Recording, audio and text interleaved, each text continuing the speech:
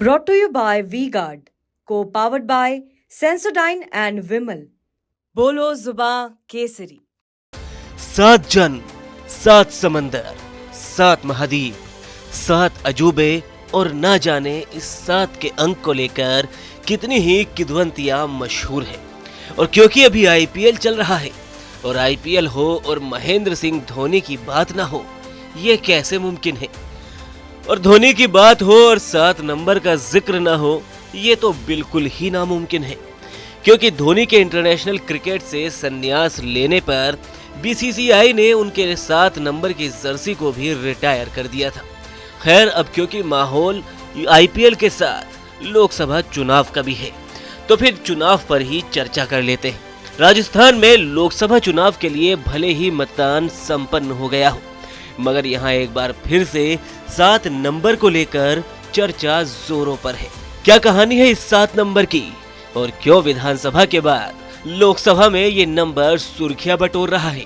तो चलिए शुरू करते हैं राजनीति के सत्ते की ये दिलचस्प कहानी। कांग्रेस ने अपने 4 विधायकों को सांसदी का टिकट थमाया है, जिनमें पहला नाम मुरारीलाल मीणा का है। मुरारीलाल मीणा 2018 में चुनाव जीतकर गहलोत सरकार में मंत्री बने थे। 2020 में उन्होंने सचिन पायलट के साथ मिलकर बगावत की और उन्हें भी मंत्री पद गंवाना पड़ा। लेकिन हाँ, जब उन्होंने वापसी की तो उन्हें फिर से मंत्री पद मिल गया था। 2023 में मीणा जी तो जीत गए, लेकिन कांग्रेस प्रदेश की सत्ता से बाहर हो गई।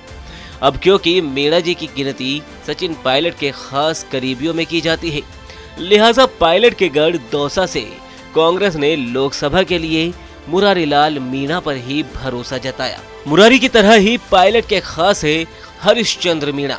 हरिश्चंद्र मीणा 2014 में बीजेपी के टिकट से दौसा लोकसभा सीट का चुनाव लड़े थे और उन्होंने वहां से जीत भी दर्ज की थी।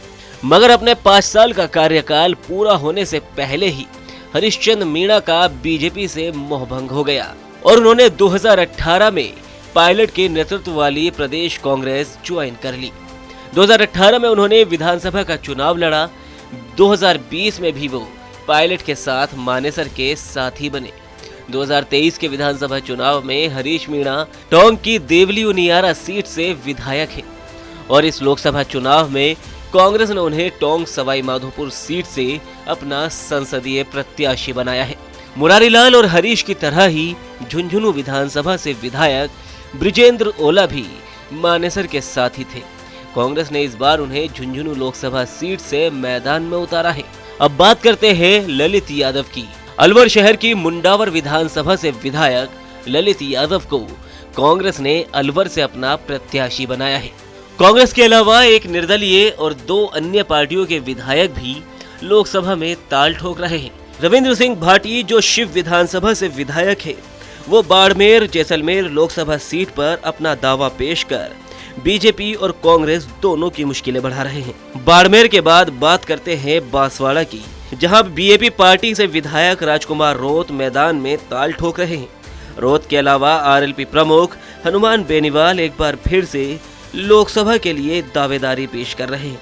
आपको बता दें कि हनुमान बेनीवाल ने 2018 में खीवसर से चुनाव जीता था।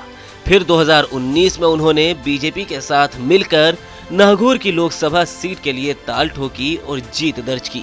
2023 के विधानसभा चुनाव में एक बार फिर से वो खीवसर से चुनावी मैदान में उतरे और फिर से उन्होंने अपना परचम लहराया। लेकिन 2024 के लोकसभा चुनाव में भी उन्होंने एक बार फिर से नागौर से दावेदारी पेश की है, मगर हाँ, इस बार उन्होंने कांग्रेस का हाथ पकड़ा है। 7 सांसदों को विधानसभा चुनाव में उतारने वाली बीजेपी ने लोकसभा चुनाव में किसी भी विधायक को मैदान में नहीं उतारा है। लेकिन इस बार केंद्र और राज्य में विपक्ष में बैठी कांग्रेस ने विधायकों पर दाव आजमाया है। इस लिहाज से देखा जाए तो कांग्रेस गठबंधन के सामने 2 चुनौती है। पहली तो लोकसभा चुनाव जीतना और दूसरी चुनौती जो विधायक जीतकर सांसद बनेंगे उन विधानसभा सीटों पर एक बार फिर से अपनी जीत दर्ज कराना। आपको क्या लगता है कि इनमें से कितने विधायक सांसद बन पाएंगे? आप अपनी राय नाम के साथ कमेंट सेक्शन में जरूर बताएं। वीडियो अच्छा लगा हो तो लाइक करें, शेयर करें और राजस्थान से जुड़ी हर खबर के लिए TV9 राजस्थान को सब्सक्राइब करें।